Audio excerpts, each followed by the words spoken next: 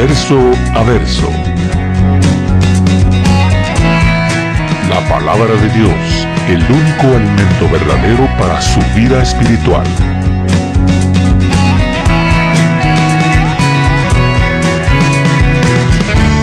Verso a verso.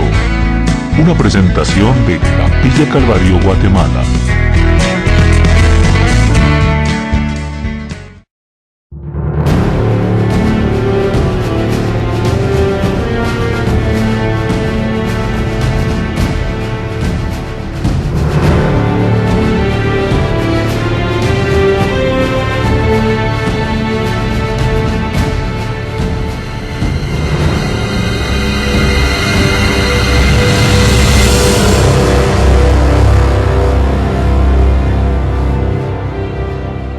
Dice la palabra del Señor de la siguiente manera: y a ellos dijo, cuando os envié sin bolsa, sin alforja y sin calzado, ¿os faltó algo? Ellos respondieron, nada. Y les dijo, pues ahora, el que tiene bolsa, tómela, y también la alforja, y el que no tiene espada, venda su capa y compre una. Porque os digo que es necesario que se cumpla todavía en mí aquello que está escrito. Y fue contado con los inicuos, porque lo que está escrito de mí tiene cumplimiento. Entonces ellos dijeron, Señor, aquí hay 2 espadas. Y él les dijo, basta. Y saliendo se fue como solía al monte de los olivos, y sus discípulos también le siguieron. Cuando llegó a aquel lugar les dijo, orad, que no entréis en tentación. Y él se apartó de ellos a distancia como de un tiro de piedra, y puesto de rodillas, oró, diciendo, Padre, si quieres, pasa de mí esta copa, pero no se haga mi voluntad, sino la tuya. Y se le apareció un ángel del cielo para fortalecerle. Y estando en agonía, oraba más intensamente, y era su sudor como grandes gotas de sangre que caían hasta la tierra. Cuando se levantó de la oración y vino a sus discípulos, los halló durmiendo a causa de la tristeza. Y les dijo, ¿por qué dormís? Levantaos y orad para que no entréis en tentación. En esta mañana vamos a meditar un momento en la agonía de nuestro Señor Jesucristo en el huerto del Getsemaní. Sin embargo, antes de entrar a esta parte, hay aquí del versículo 35 al 38 unas nuevas órdenes en la marcha. Como recordarán ustedes, el Señor Jesucristo envió en cierta ocasión a sus discípulos para ir a predicar el Evangelio. Y en las instrucciones Él les dijo que no llevaran alforja, que no llevaran dinero, que no llevaran calzado, que no llevaran vestido, porque eran dignos de un salario, y eran dignos de alimento. Y que el Señor les iba a proveer para sus necesidades. Y Él les pregunta, cuando yo los envié sin alforja, sin bolsa, sin calzado, ¿les faltó algo? Y ellos respondieron, nada. Reconocen ellos que Jesús les había enviado y que Él había sido fiel, y todo lo que Él había dicho, al pie de la letra, se había cumplido. Efectivamente, el Señor había proveído para todas sus necesidades. Es muy importante que nosotros siempre hagamos un inventario y un recuerdo de todo lo que el Señor ha hecho con nuestras vidas. Recordémonos nosotros que Él siempre ha sido fiel y hasta aquí Él no nos ha fallado. Y yo les podría preguntar a ustedes también, como preguntó Jesús, ¿a ustedes les ha faltado algo? No todos dicen que nada, ¿no? Lo que pasa muchas veces es que nosotros queremos cosas de comodidad. Queremos tal vez un auto del año, una casa en un lugar de alta plusvalía. Tal vez queremos un buen empleo, tal vez lo queremos a lo grande. Pero realmente, mis hermanos, si el Señor tiene cuidado de las aves, que son aves, ¿no?, pequeñitas, cuánto más Él tiene cuidado de sus hijos. Entonces Dios nos ha socorrido en los momentos de mayores necesidades, en los momentos de más dificultad y de más aprieto. El Señor ha estado con nosotros. Y eso tenemos que recordarlo y agradecerle, porque es bueno que uno sea agradecido y diga por lo menos gracias. Así como nos enseñaron de niños, decirle al Señor gracias. Y hermanos, Dios es un buen amo. Él recompensa a sus hijos. Él es fiel y si Él ha prometido algo, lo cumple, porque lo cumple. Su palabra es fiel y se cumplirá. Entonces, Él es un buen amo, es muy bueno servirle a Él, y si le servimos a Él, le damos un buen servicio, por muchas y por muy grandes que sean las dificultades, los problemas, el Señor nos va a ayudar. ¿Cuántos lo creen? Lo que pasa es que a veces perdemos la fe. Vemos al vecino, está mejor que nosotros. Nosotros siendo hijos del Señor, del Rey, como decimos, a veces no tenemos nada. Pero en ese momento hay que orar, hermanos. Hay que clamar. El Señor ahí está, solo ya, a punto de darnos la bendición. Pero nosotros nos precipitamos, nos ofuscamos, nos ahogamos en un vaso de agua y sentimos que es lo último, sentimos que es la muerte y sentimos que el Señor nos ha abandonado. Pero en esos momentos, cuando sintamos eso, sepamos que Dios es fiel. ¿Les faltó algo? Nada, dijeron ellos. Sin embargo, ahora las condiciones iban a cambiar. Muy pronto Jesús iba a partir de este mundo y ya no iba a estar personalmente con ellos ahí, en carne y hueso. Y ahora les dice, en el versículo 36, ahora el que tiene bolsa, tómela, también la alforja, y el que no tiene espada, venda su capa y compre una. Muchos se preguntan, ¿y cómo es eso que Jesús está recomendando aquí a sus discípulos que compren incluso una espada? Porque las condiciones ahorita iban a cambiar. Entonces va a haber un gran cambio en la forma de operar, las circunstancias van a cambiar y el que es su maestro, el maestro se iba a marchar muy pronto y ellos tenían que estar preparados. Ahora les iba a tocar, digamos, a poner en práctica todo lo que el Señor les había dicho con anticipación. Él dijo, es necesario que se cumpla todavía en mí aquello que está escrito, y fue contado con los inicuos. Y ahora todos los que tenían dinero, tenían que sacarlo y llevárselo. Todos los que tenían una alforja, que era una especie de alacena ambulante que podían llevar alimentos, tenían que tomarlo. Y el que no tuviera una espada, que vendiera la capa y que comprara una. Hay muchas interpretaciones con respecto a esto que Jesús dijo, porque yo creo que entendemos bien lo de la bolsa y lo de la alforja, pero lo de la espada a veces nos inquieta, y muchos han dicho que literalmente hay que comprar una espada. Por eso hay cristianos que, como les falta la fe, tienen en su casa una 9 milímetros. Por si me falta la fe, tenemos un plan B. Esa cosa quítela de su casa porque le va a traer grandes problemas. Tanta desgracia que ha sucedido, niños que agarran accidentalmente el revólver, la pistola y se matan, o matan a algún familiar. O peor todavía, hay gente que agarra el arma cuando miran al delincuente, como no saben usarla, se las quitan y con esa misma los matan. Entonces nuestra confianza debe estar, hermanos, en el Señor. Si eso fuera literal, por gusto Jesús hubiera dicho en San Juan 18:36, mi reino no es de este mundo. Si mi reino fuera de este mundo, mis servidores pelearían por mí. Yo no necesito, dijo Jesús. Yo podría rogar al Padre y me enviaría 12 legiones de ángeles, pero no. Él estaba cumpliendo literalmente con el plan de la salvación. Jesús dijo también en Mateo 26:52, todos los que empuñan espada, a espada perecerán. También dijo en Mateo 5:44, amad a vuestros enemigos, haced bien a los que os persiguen. También dice en Mateo 5:39, a cualquiera que te hiere en la mejilla derecha, vuélvele también la otra. Y principalmente un versículo que me llama mucho la atención, 2 Corintios 10:4. Dice, las armas de nuestra milicia no son carnales, sino poderosas en Dios para la destrucción de fortalezas. Así que nuestra confianza, nuestra esperanza debe estar, hermanos, en la protección del Señor. No en una pistola, en una espada, en una mini Uzi, no. Entonces, ¿a qué se refería Jesús por la espada? Hay 4 opciones que han dado los estudiosos. Algunos sugieren que se refiere a la espada del Espíritu, que es la palabra de Dios.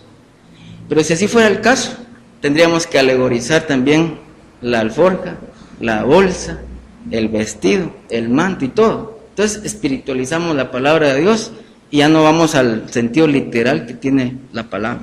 Otra opción es que la espada se refiere a la protección de un gobierno ordenado como lo era el Imperio Romano. Por eso Dios decía en su palabra en Romanos 13:4, obedeced a vuestras autoridades, porque no hay autoridad sino de parte de Dios. Y los que están ahí, por Dios han sido puestos y ustedes tienen que obedecer. Porque no por gusto tienen la espada, es para mantener el orden. Otra opción es que la espada es para defensa de enemigos humanos, pero no para el ataque, solo para como un arma defensiva, no ofensiva. Pero ya sabemos nosotros, como somos seres humanos, cuando se le mete a uno, hermano, ya quién lo para. Entonces, mucho cuidado. Y la última opción es que era una espada para defensa contra los animales feroces, porque ellos iban a ir huyendo, iban a ir por los desiertos, iban a ir por las montañas, iban a ir en lugares inhóspitos, en lugares hostiles, y tenían que estar preparados con una pequeña espada que le llamaban daga, que era nada más como para defensa contra los animales salvajes. Esa es una mejor posibilidad. No se me olvida una vez un hermano que me llevó su vehículo y destapó ahí debajo del sillón y me enseñó una tremenda pistola. ¿Qué piensa de esto usted?, me dijo. Falta de dependencia de Dios, le dije yo. Sí, es cierto, me dijo, pero yo no la voy a usar para matar a nadie, simplemente es como para asustarlos a la hora de que me salgan ahí los bandidos, porque manejaba mucho dinero. Pero mis hermanos, no hagamos eso, confiemos en el Señor. Si nosotros queremos depender del hombre y de las armas, el día que nos toca, hermanos, nos toca. Y por más defensa que tengamos, por más armas, por más guardaespaldas, tendríamos que morir porque ya nos tocaría. Pero mis hermanos, lo mejor es confiar en el Señor. En el verso 37 explica Jesús por qué ahora es necesario que los discípulos tomen dinero, bolsa, espada. El Señor que había estado con ellos ya no estaría y ahora las condiciones eran diferentes. Jesús iba, hermanos, camino a la cruz. Jesús iba ya, hermanos, a dejar este mundo. Jesús iba, hermanos, a cumplir con el plan de la salvación. Sin embargo, el ser humano no le entra a veces, por más que se predique, por más que se enseñe. Si ustedes se dan cuenta, Jesús está diciendo en el versículo 37 que era necesario que se cumpla todo aquello que estaba escrito. Porque todo lo que le pasó a Jesús, hermanos, no fue por mala suerte, no fue un acto de la casualidad, no fue un acto malo de los hombres, sino que todo estaba escrito. Dice la Biblia en Hechos 2:23, que ya estaba todo de acuerdo al plan del Padre Celestial. Y se tenía que cumplir, hermanos, en Él, y tenía que ser contado con los inicuos, porque está escrito de mí, tiene que cumplirse. Pero los discípulos en el versículo 38 dijeron, Señor, aquí hay 2 espadas. Miren, se acababa de decir, Señor. Ellos sacan 2 espadas, pero Jesús les dice, ¡basta!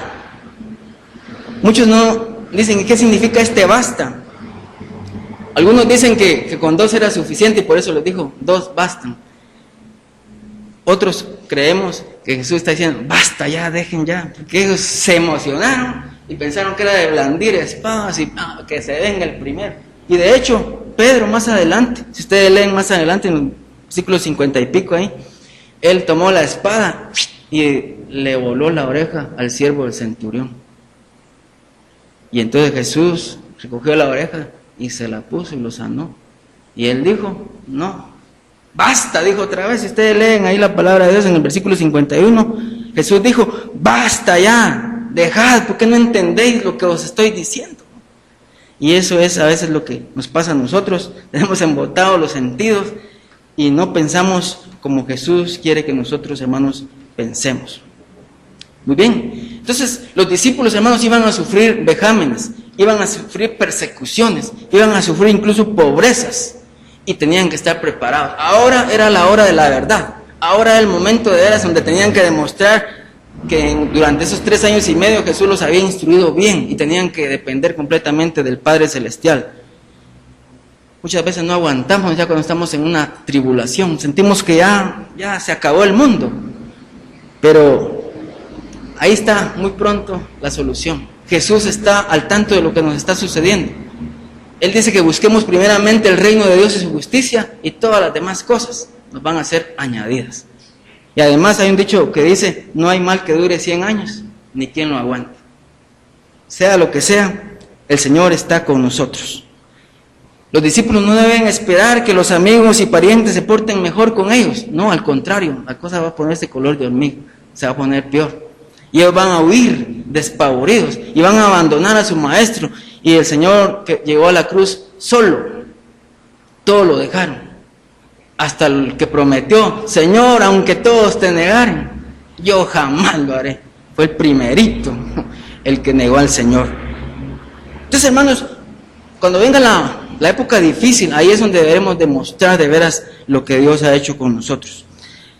Los discípulos han de esperar igualmente que sus enemigos se porten con ellos con una mayor fiereza, con una mayor hostilidad. Poco a poco la cosa se va a poner difícil, por eso tenían que llevarse su alforja, sus alimentos, tenían que estar bien preparados como caibiles para poder sobrevivir en este mundo difícil. Es por tanto un símbolo de la hostilidad general contra los creyentes, pues la única espada aquí, hermanos, que tenemos que usar nada más es de veras la defensa que Dios nos da. Él nos va a proteger, Él nos va a cuidar. ¿Cuántos lo creen, hermanos? Ahora llegamos, hermanos, en nuestro estudio a un momento que fue para Jesús, hermanos, clave, la agonía en el huerto del Getsemaní, versículos 39 al 46. Como todos ustedes saben, hermanos, Jesús cuando vino a este mundo sufrió mucho durante su ministerio terrenal. Hubieron sufrimientos a nivel general, podríamos decir, pero también hubo un sufrimiento ya de manera focal en la agonía que Él tuvo en la cruz del Calvario, en el huerto de Getsemaní, en la cruz del Calvario y en la flagelación. Si ustedes leen en San Lucas 4:13, dice ahí la palabra de Dios que cuando Satanás terminó de tentar a Jesús, lo dejó por un tiempo, dice. Y si ustedes leen aquí en capítulo 22 y versículo 53, hasta ahí llegó el tiempo donde Jesús, digamos, ya iba a estar desprovisto. Vamos a leer el 53, 22-53. Habiendo estado con vosotros cada día en el templo, no extendisteis las manos contra mí, mas esta es vuestra hora y la potestad de las tinieblas. Ese pasaje lo vamos a estudiar más detenidamente el próximo domingo, primero Dios.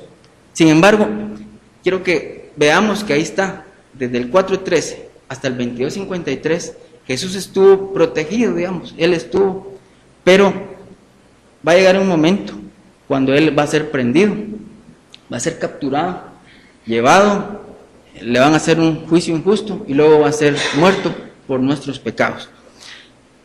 Aparte de eso, Él tuvo mucho sufrimiento, Él tuvo hostilidad de la gente, lo tildaron de loco, que era bebedor, que se juntaba con prostitutas, con pecadores, que Él no guardaba los días de reposo, que no cumplía la ley y un montón de cosas. Pero aquí, hermanos, en este huerto del Getsemaní, versículos 39 al 46, fue la lucha más grande que tuvo Jesús. Aquí hubo una lucha tremenda, por eso se llama agonía. Agonía viene de un verbo griego que significa lucha.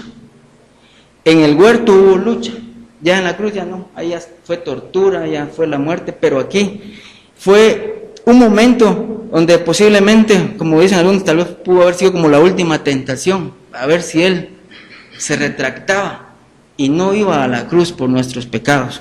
Por eso Jesús, en el momento más difícil, dice que saliendo se fue como solía al monte de los olivos y sus discípulos le siguieron. Él era costumbre que oraba todos los días a su Padre, desde el alba hasta el vislumbrar, Él siempre oraba y nos dejó un ejemplo para que nosotros también lo hagamos. Y máximo, hermanos, cuando estamos pasando momentos de dificultad tenemos que orar. Alguien ha dicho, es que cuando yo estoy así, ni ganas de orar me dan, ni me acuerdo de Dios, dicen otros. Qué tremendo, porque ahí está la solución, ahí está la salida. Dios no nos va a dar una tentación más grande, una prueba más grande que la que nosotros podemos soportar, sino que dará juntamente con la prueba la salida. Entonces Él está viendo y nos está probando. Y en este caso, hermanos, Jesús se fue al monte. El sufrimiento por el que pasó nuestro Señor principió, hermanos, en el Getsemaní. Y obedeció, no porque tuviera un gran temor a la muerte, ni por el miedo de sufrir los dolores que le esperaban, porque Él lo sabía exactamente. Era otra causa. Y se originaba en la naturaleza espiritual de Jesús, hermanos, debido al inmenso fardo del pecado y todo lo que iba a aguantar, hermanos, por todas nuestras rebeliones, por todas nuestras transgresiones, por todos nuestros pecados. Y Él lo sintió con tanto peso, y Él tenía sobre sus hombros todo el peso y el pecado del mundo. Él, que era el Cordero de Dios, santo, sin mancha, como dice 2 Corintios 5:21, al que no conoció pecado, por nosotros lo hizo pecado, para que nosotros fuésemos hechos justicia de Dios en Él. Así que, mis hermanos, Él quiso tomar la causa de nuestro pecado voluntariamente y saldar de una vez y para siempre toda la deuda que teníamos.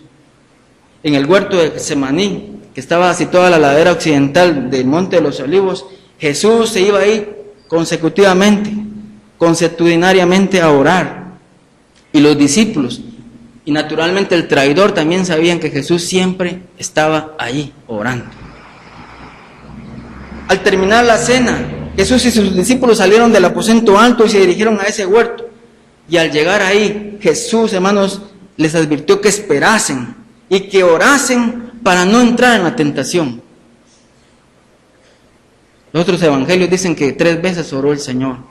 Aquí no nos dice 3 veces, pero lo que sí, que Él oró tan intensamente, tan fervientemente, que vamos a ver más adelante un cambio en su físico.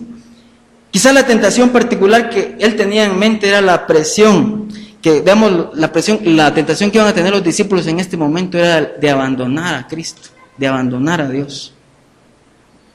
Por eso les dijo, velad y orad para que no entréis en tentación. En otro pasaje dice, el espíritu a la verdad está presto, pero la carne es débil. ¿Cómo nos cuesta orar, verdad? 15 minutos a veces nos cuesta. No, yo oro 3 veces al día, hermano, desayuno, almuerzo y cena. Jesús quiere que oremos, pero con fervor, que oremos intensamente y que creamos que hay alguien que nos escucha. La Biblia dice, es pues la fe, la certeza de las cosas que se esperan, la convicción de lo que no se ve. Pero en el versículo 6 dice, es necesario que el que se acerca a Dios crea que le hay y que es galardonador de los que le buscan. ¿Cree usted que existe el Señor? ¿Cree usted que le puede suplir sus necesidades? Pues oremos.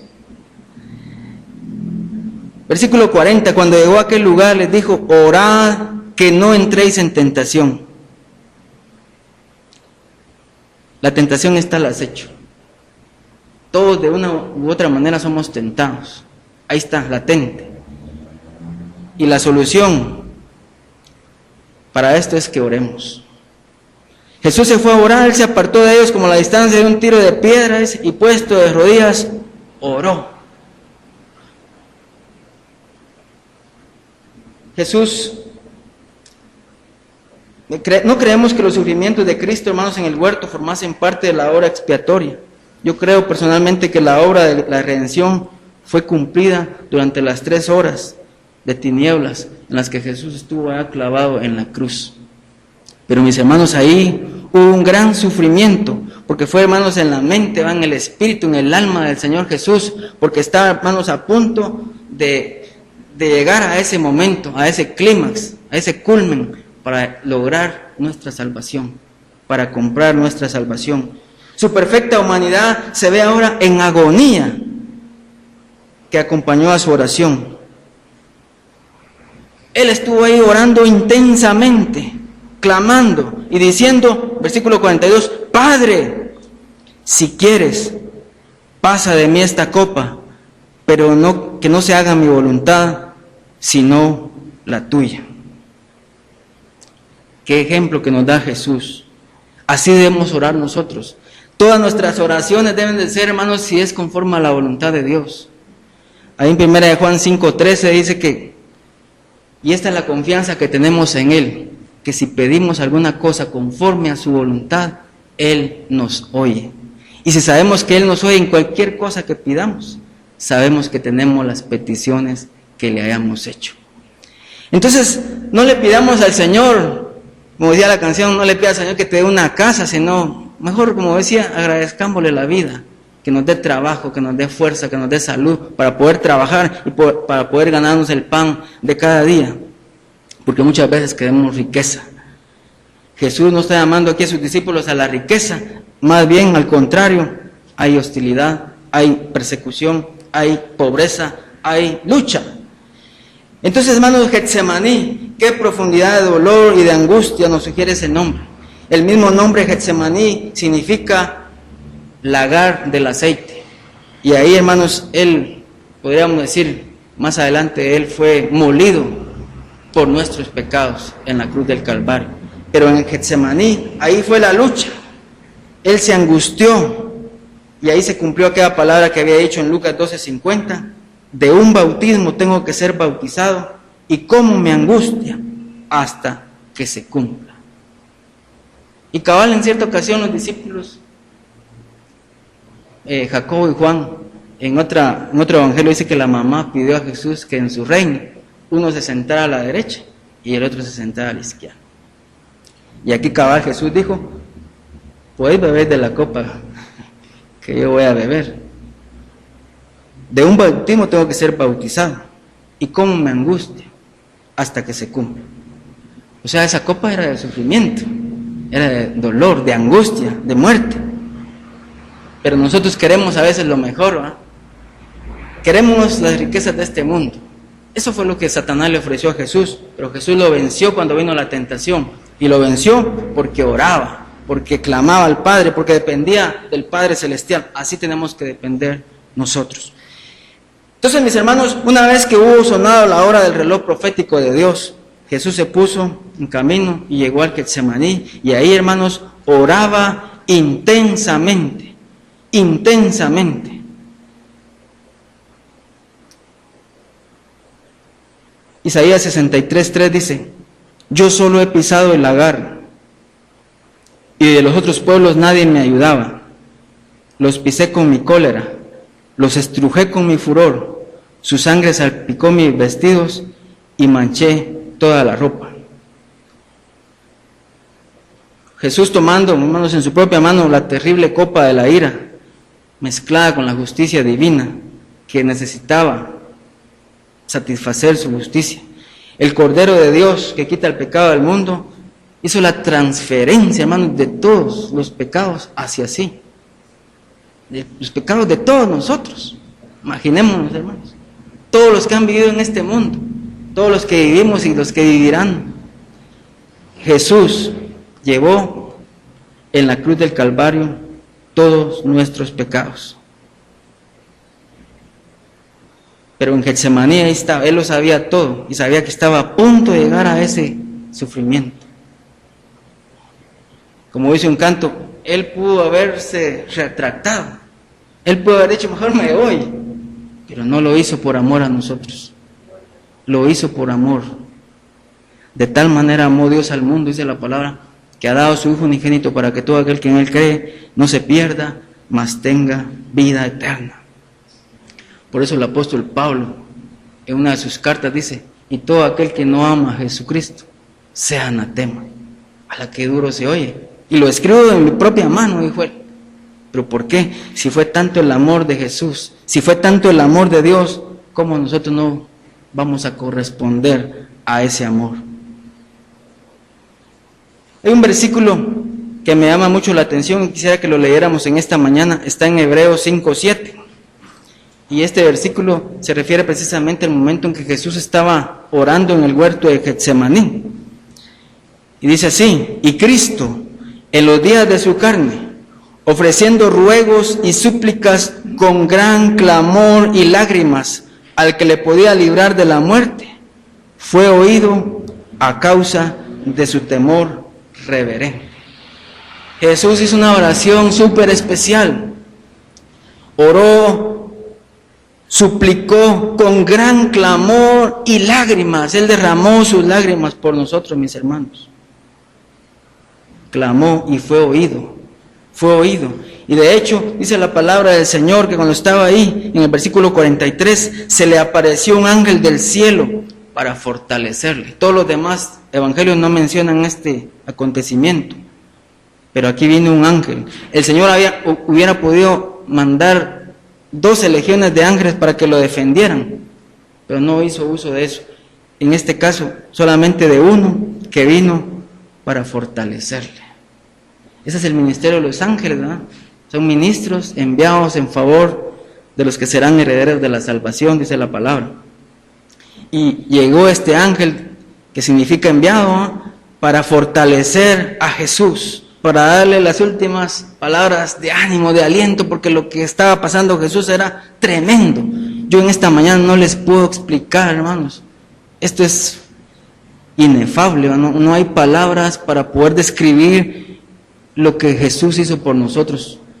Todo lo que Él sufrió en este momento, todo lo que tenía en la mente Él, en su corazón, en su alma, en su espíritu. Y estando en agonía, dice el versículo 44, oraba más intensamente, y era su sudor como grandes gotas de sangre que caían hasta la tierra. Muchos médicos, incluso el que escribe esto es el doctor Lucas, él era médico, el que escribió este evangelio. Y le llamó mucho la atención la oración, el clamor de Jesús, y dice que cuando oraba intensamente, sudaba, y su sudor era como grandes gotas de sangre que caían hasta la tierra. El momento psicológico, en su psiquis, Jesús estaba ahí, hermano, siendo atribulado en ese momento de dificultad, y empezó a sudar. Muchos dicen que sudaba sangre, otros que pero la Biblia es clara y dice como gotas, y ahí está el como, ya significa que no es sangre y que no es sudor exactamente, pero sí, esa palabra como nos indica el parecido, pues. Y a lo que llegan los médicos y los estudiosos es que literalmente Jesús estaba como sudando cuajarones de sangre. Como que cuando una persona tiene un gran pavor, cuando alguien se asusta de tal manera, como que la sangre se retira un momento del corazón. Imagínense esa impresión, el gran pavor, y al mismo tiempo viene la fortaleza de aquel ángel, porque los ángeles son poderosos, ¿no? Y cuando le viene a fortalecer aquella cosa que chocó, ¿no?, y hizo que el Señor empezara a sudar como grandes gotas de sangre, caían hasta la tierra. Entonces, dicen los estudiosos que fue un estado tremendo, ¿no?, cuando la sangre del gran pavor como que se separó del corazón, y la ayuda del ángel, la fortaleza del ángel, todo eso vino a las plaquetas y hizo que saliera por la epidermis del Señor en su cuerpo humano. Todo eso, hermano, lo hizo por nosotros. ¿Qué necesidad tenía Él de venir a esta tierra a morir por todos estos viles pecadores que somos nosotros, que éramos? Pero lo hizo porque nos ama. Oh, amor de Dios, su inmensidad, es el himnólogo, el hombre no podría contar, y aunque todo el mal fuera tinta, dice, no alcanzaría para describir el grande amor de Dios. En otros evangelios dicen que después de haber orado 3 veces, nuestro Salvador reconoció que la copa no podía pasar sin que Él la bebiera, y con su misión sublime decide hacer la voluntad del Padre. Saber que todo es posible para Dios es una gran fuente de ánimo para nosotros, mis hermanos. Dios puede responder a nuestras oraciones. En el capítulo 5, versículo 7 de Hebreos, donde leíamos, dice que fue oído a causa de su obediencia. Si nosotros somos obedientes al Señor, si oramos conforme a la voluntad del Padre Celestial, Dios escuchará nuestras oraciones, y a su debido tiempo Él dará la solución que nosotros necesitamos. No nos cansemos entonces de orar, no nos cansemos de seguir clamando, oremos más intensamente, oremos con fervor, pidámosle, y el Señor a su tiempo responderá a nuestras oraciones. Pero qué tremendo, después de que el Señor les está orando con aquella intensidad, con aquel fervor, miren lo que estaban haciendo sus discípulos. Versículo 45. Cuando se levantó de la oración y vino a sus discípulos, los halló orando, dice. más fuerte que él, durmiendo. Qué vergüenza, ¿no? Cuando uno más debería estar alerta, se duerme. Esa es una moraleja para nosotros, para que no nos durmamos, hermanos. Máxime cuando estamos en dificultad, ahí es donde más despiertos deberíamos de estar. Orad que no entréis en tentación, dice en el versículo 39, 40. Y en el 46 dice, orad para que no entréis en tentación. O sea, algo preventivo y algo ya, por lo menos cuando ya está la tentación, va correctivo. Que oremos en todo tiempo. La oración, hermanos, siempre es importante. Hay veces que decimos, ¿para qué vamos a orar?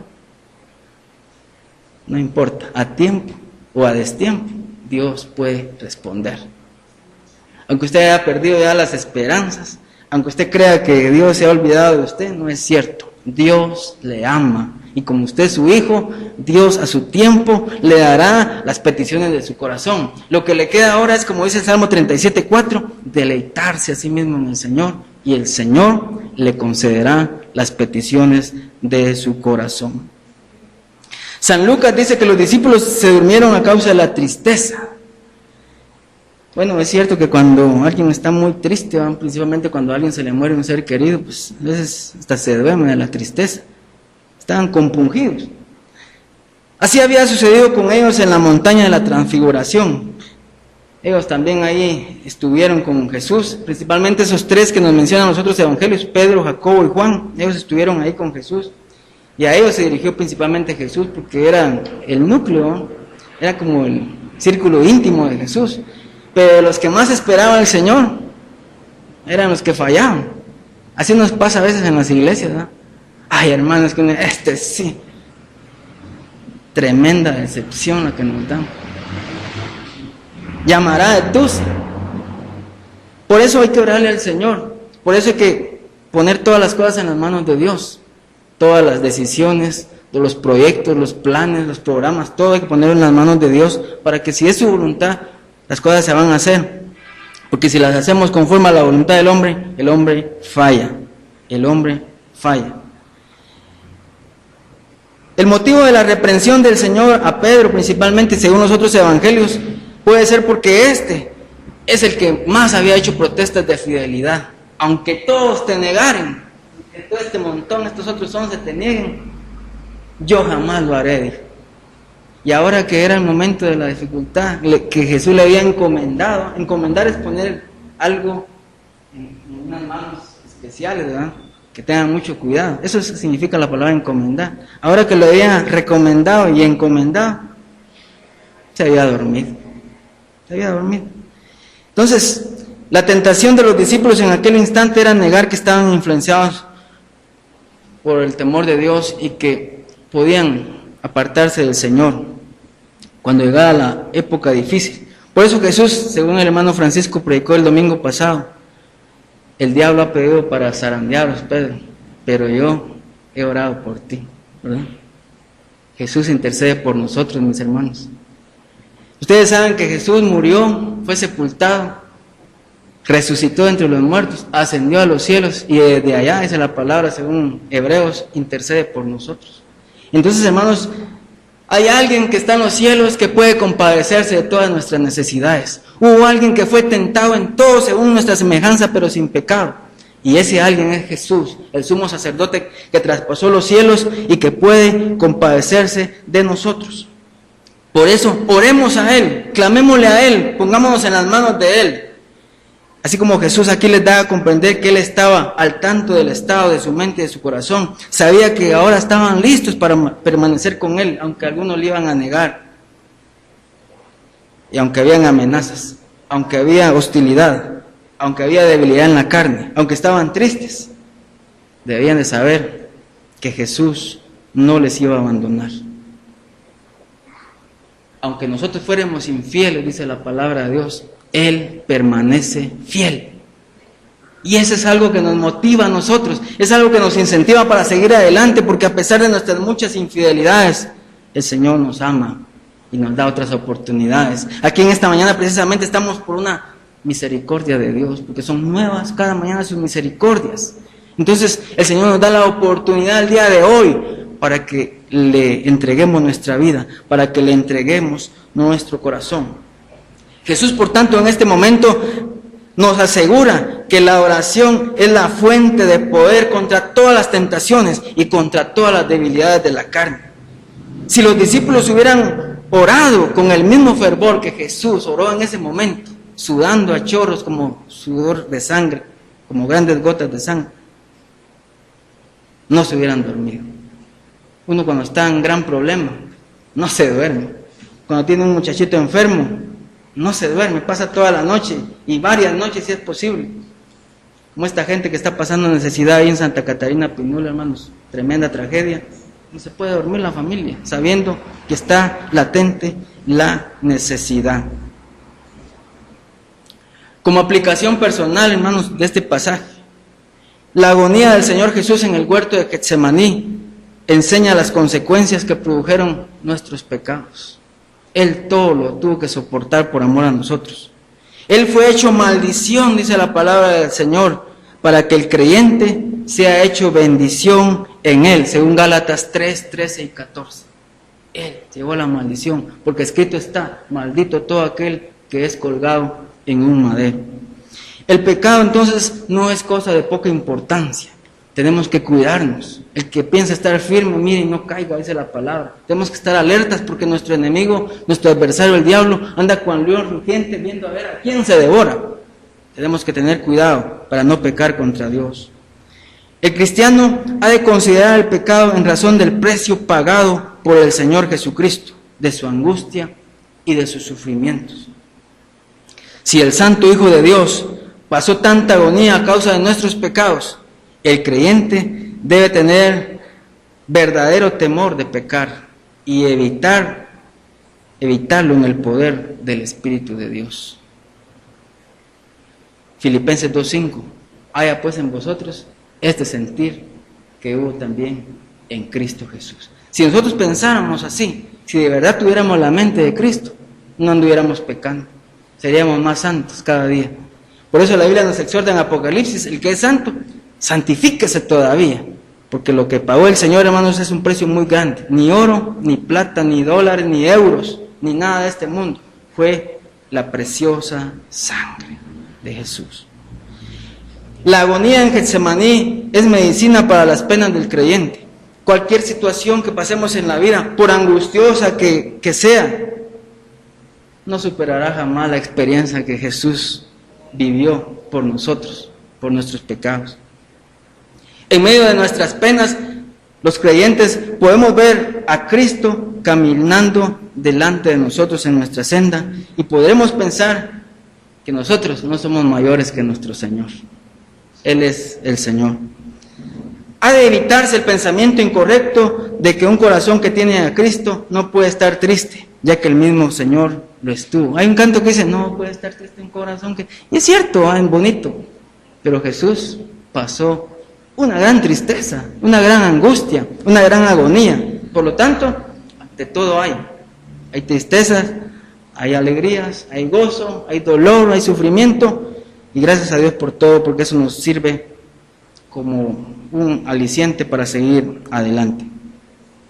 El creyente puede sentir gozo en medio de las pruebas, como dijo el apóstol Pablo en Colosenses 1:24, yo me gozo en medio de las dificultades. ¿Cuántos se gozan en medio de las dificultades? Es difícil, ¿no? Hace muchos años se cuenta que en los Estados Unidos el gran predicador Dwight L. Moody andaba en un cementerio y de repente dice que vio que en una tumba había un hombre que estaba llorando y al tiempo que estaba depositando flores ahí en la tumba. Y como lo vio que estaba tan dolorido, llegó y le dijo, ¿es acaso esta la tumba de su padre? No, le dijo él. ¿Es acaso la tumba de su madre? No, le dijo. ¿Es acaso la tumba de un hijo? No. ¿La tumba de un hermano? No. Y entonces le dice que no suelo hablar de esto casi con nadie, pero le voy a contar. Hace años, cuando había guerra, Yo fui enrolado en el ejército para servir a la patria y defenderla. Pero como yo tenía muchos niños pequeños, el alto mando del ejército me dio la opción de que yo buscara un sustituto. Con gran esfuerzo busqué y costó, pero al fin lo encontré. El hombre se fue a la guerra y en la primera batalla perdió la vida. Entonces yo en gratitud todos los años vengo a depositarle flores y a llorar en su tumba porque él murió por mí.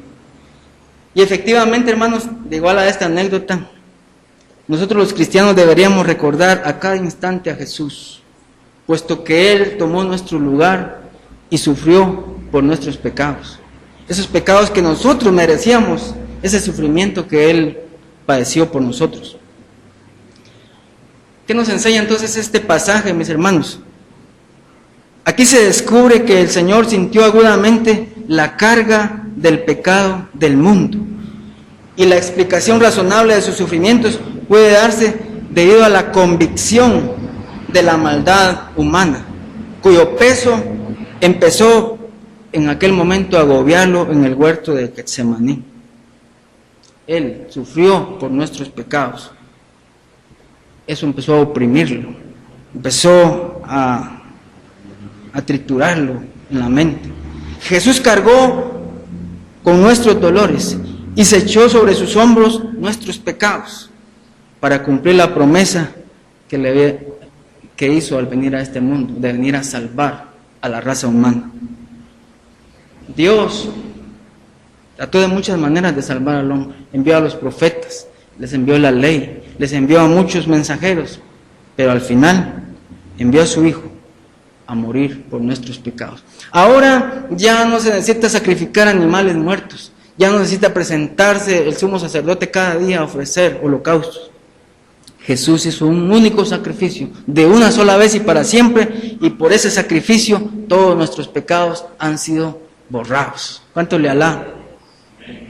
Yo no sé cuántos pecados había cometido usted y yo, pero montón. Y todavía pecamos, porque todavía no somos santos completamente. Pero todos esos pecados ya Jesús los llevó en la cruz del Calvario para salvarnos a nosotros.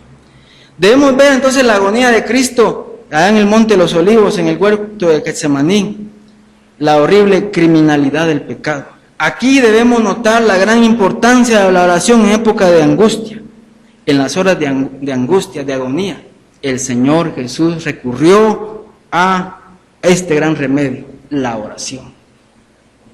Nunca se hallará una receta mejor para el paciente que esta que Jesús empleó. Oremos, mis hermanos, oremos. Pidámosle al Señor que no entremos en tentación. Pidámosle al Señor cuando estemos en la tentación. Y si alguno ha pecado, abogado tenemos para con el Padre, a Jesucristo el justo. Él es la propiciación por nuestros pecados. Y no solo por la de nosotros, sino por los de todo el mundo. Debemos dirigirnos a Dios sobre todo en nuestras angustias. La primera queja debe ser en forma de plegaria. Es posible que no recibamos una respuesta inmediata, que no se conceda al instante el alivio que necesitamos, que el dolor que nos pone a la prueba no desaparezca, pero el solo acto de desahogarnos en el corazón, de abrir el pecho ante el trono de la gracia, nos hará un gran bien. Santiago por eso sabiamente dice: ¿está alguno entre vosotros afligidos? Haga oración. Entonces, lo que tenemos que hacer es orar. Y lo que tenemos que hacer es agradecerle a Dios por el gran amor que nos tuvo, que siendo nosotros lo que éramos, el Señor murió por nuestros pecados. Ahí en el huerto de Getsemaní fue la máxima prueba, porque, como les digo, ahí fue la lucha, ahí fue la agonía. Ya en la cruz fue tortura, pero aquí, el momento, cuando Jesús oró, como que le estuviera diciendo al Padre: Señor, si hay otra forma de que la humanidad sea salva, que no sea yendo a la cruz, manifiéstate en este momento y dilo. Los cielos quedaron callados y no hubo otra forma. La única manera era que Él fuera y entregara su vida en sacrificio por nuestros pecados. Ahora que ya lo sabemos, ¿qué vamos a hacer con Jesús llamado el Cristo? Solo hay dos opciones: o le recibimos o le rechazamos. Si en esta mañana alguien no conoce a Jesús en el perdón de sus pecados, este puede ser el momento para que le entregue su vida. Miren todo lo que Él hizo, y vamos a seguir estudiando más adelante ya cuando Él muere, pero este es un preámbulo para lo de la crucifixión, porque aquí fue una gran lucha, una terrible lucha que le atacó en su mente. Aquí venció. Jesús aquí venció, hermanos, a las huestes del mal. Como dice el versículo 53, ese era el momento de la potestad del aire, era el momento de las tinieblas. Hasta ahí fue que se le dio la oportunidad. Muchas veces hubieran podido prenderle, como vamos a ver el otro domingo, pero ahí es donde llegó a la oportunidad. Y esta mañana, si alguien no conoce al Señor, yo invito para que le entregue su vida. Oh, amor de Dios tan grande. Nosotros no podríamos pagar, no tendríamos dinero, no tendríamos la forma. Pero lo único que Él pide en esta mañana es nuestro corazón, que le entreguemos nuestra vida. Y Él nos hará hijos de Dios. Él nos hará hijos de Dios. ¿Hay alguien que no conoce al Señor? Puede levantar su mano en esta mañana y entregarle su vida a Cristo. Jesús le ama, ya lo demostró con hechos y no solo con palabras. Él entregó su vida por usted.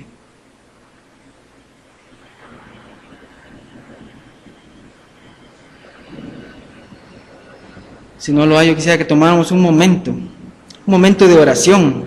Precisamente de eso hablamos en esta mañana. Oremos un momento y pidámosle al Señor que Él nos ayude en nuestra vida cristiana. Oremos para que el Señor nos dé la gracia y que cuando llegue el momento de la dificultad no estemos durmiendo, sino que estemos prestos y dispuestos para poder servirle. Señor, te damos gracias en esta mañana por el privilegio tan grande que nos has dado, Señor, de ser llamados tus hijos. Por esto el mundo no nos conoce, porque no te ha conocido a ti, Señor. Oh, Señor, ahora somos hijos de Dios y tu palabra dice que no se ha manifestado lo que hemos de ser, pero sabemos que cuando Él se manifieste, seremos semejantes a Él porque le veremos tal y como Él es. En esta hora, Señor, te damos muchas gracias por el gran amor que tuviste para con nosotros. ¿Quiénes éramos nosotros, Señor, para que tú murieras por nuestros pecados? ¿Quiénes, Señor? Pero a ti te plació, Señor. Voluntariamente entregaste tu vida, Señor, para cumplir con el plan de salvación. Gracias, Señor, en esta mañana. Gracias, Señor, por ese sacrificio tan grande. Tú te hubieras podido alejar y dejarnos aquí perdidos, Señor. Pero entregaste tu vida por amor a nosotros, Señor. No tengo palabras en esta mañana, Señor, cómo expresarte mi agradecimiento, Señor. Seguramente mis hermanos tampoco, Señor, pero gracias, Señor. Gracias, Señor, porque eres tan bueno, porque eres maravilloso, Señor. Por eso en esta mañana te alabamos y te glorificamos. Te pedimos que nos ayudes, Señor, a seguir adelante en la vida cristiana, Señor. Que aunque vengan las dificultades, aunque vengan las pruebas, aunque vengan las luchas, las tribulaciones, Señor, aunque nos desprecien los amigos, los vecinos, los compañeros de trabajo, la misma familia, Señor, nosotros que hemos tomado una decisión por Cristo, sigamos adelante, Señor, hasta el final. Como siempre se ha dicho, no para ser salvos, sino como una evidencia de la obra que tú hiciste un día en nuestras vidas, Señor. Gracias, Señor, en esta mañana, que este grupo de tus hijos que ha escuchado tu palabra, Señor, guardemos a cada instante, a cada momento, Señor, la gratitud por lo que Cristo hizo por nosotros, por nuestros pecados, por nuestras faltas.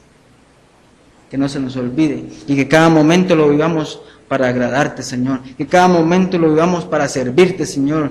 Que siempre vivamos en tu presencia, sabiendo, Señor, que tú estás ahí, Señor, para socorrernos en nuestros momentos de dificultad. Tú ya sufriste por nosotros, ya oraste por nosotros, intercedes por nosotros, Señor, hasta el día de hoy. Y, Señor, ayúdanos para seguir adelante. Bendice esta congregación, Señor. Bendice a todos los que han escuchado este mensaje, aquí, localmente y por las redes sociales. Bendícelo, Señor, en el nombre de Jesús nuestro Señor. Muchas gracias. Amén. Amén. Capilla Calvario Guatemala presentó verso a verso. La palabra de Dios, el único alimento verdadero para su vida espiritual. Verso a verso, su vida crecerá en el conocimiento del Dios verdadero. Una presentación de Capilla Calvario, Guatemala.